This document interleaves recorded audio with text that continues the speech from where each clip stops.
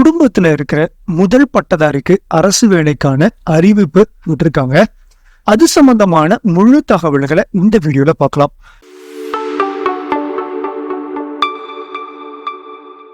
அதாவது நீங்க உங்க வீட்டுல முதல்ல படிச்சிருக்கீங்க, டிகிரி முடிச்சிருக்கீங்க அப்படின்னாலோ இல்ல படிச்சுட்டு இருக்கிறவங்களா இருந்தாலுமே நீங்க முதல் பட்டதாரிக்கான சான்றிதழ் ஏற்கனவே வாங்கியிருந்திருப்பீங்க. இப்போ முதல் பட்டதாரி வேலைக்கான சான்றிதழ் அப்படின்னு ஒண்ணு ஆன்லைன்ல விட்டுருக்காங்க. அதாவது first graduate certificate for employment அப்படின்னு சொல்லிட்டு. ஸோ இதுல நீங்க லாகின் பண்ணி ஃபர்ஸ்ட் கிராஜுவேட் நீங்க அப்ளை பண்றதுக்கு என்னென்ன ப்ராசஸ் ஃபாலோ பண்ணீங்களோ சேம் அதே ப்ராசஸ் ஆன்லைன்லயே நீங்க விண்ணப்பிச்சுக்கலாம். இதுக்கான சுற்றறிக்கை 19/6/2023 வெளியிட்டு இருந்தாங்க. ஆனா இந்த அப்ளிகேஷனுக்கான எந்த ஒரு அப்டேட்டும் கொடுக்காம வச்சிருந்தாங்க. பட் இன்னையில இருந்து இதுக்கான அப்டேட் ஆன்லைன்ல விட்டுருக்காங்க. விண்ணப்பமும் ஓப்பன்ல இருக்கு. First graduate certificate for employment அப்படின்னு நீங்க இ-சேவையில சொன்னீங்க அப்படின்னாவே உங்களுக்கு அப்ளை பண்ணி கொடுத்துருவாங்க. ஸோ இதுக்கு என்னென்ன தேவைகள் அப்படிங்கிறதையும் என்னென்ன ஆணைகள் வெளியிட்டு இருந்தாங்க அப்படின்னு பாத்தீங்கன்னா, கொரோனா தொற்றால பெற்றோரை இறந்தவர்களுக்கும் முதல் தலைமுறை பட்டதாரிகளுக்கும் அரசு பணிக்கு முன்னுரிமை வழங்கப்படும் அப்படிங்கறத வெளியிட்டு இருந்தாங்க.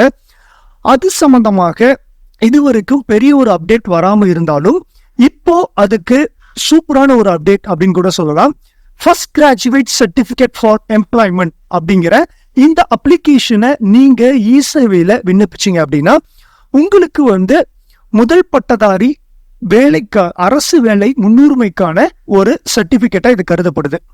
இது என்னென்ன, இதுக்கு அப்ளை பண்றதுக்கு என்னென்ன ஆவணங்கள் தேவை அப்படின்னு நீங்க பாத்தீங்கன்னா, உங்க குடும்பத்துல அக்கா தங்கச்சியோ இல்ல அண்ணன் தம்பியோ இல்ல உங்க கூட பிறந்தவங்க ஏற்கனவே படிச்சு முடிச்சிருக்காங்க அப்படின்னாலோ அவங்களுக்கு நீங்க விண்ணப்பிக்கலாம்.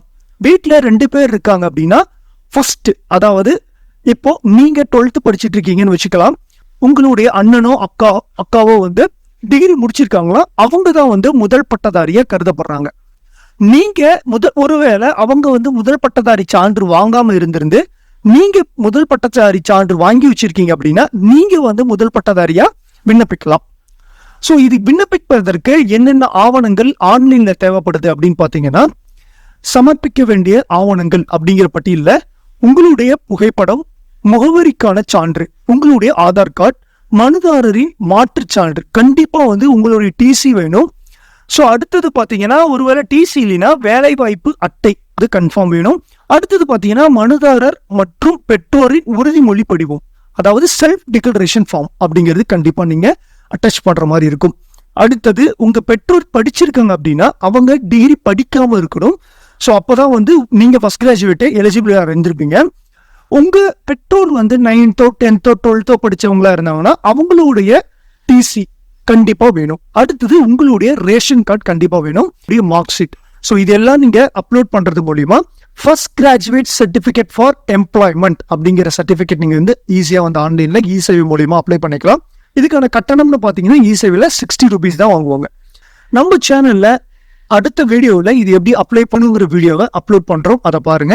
இதுல ஏதாவது சந்தேகங்கள் இருந்தா யூடியூப் கமெண்ட் செக்ஷன்ல தெரியப்படுத்துங்க. இல்லைன்னா நம்ம சேனல்ல இருக்க வாட்ஸ்அப் நம்பருக்கு டெக்ஸ்ட் பண்ணுங்க.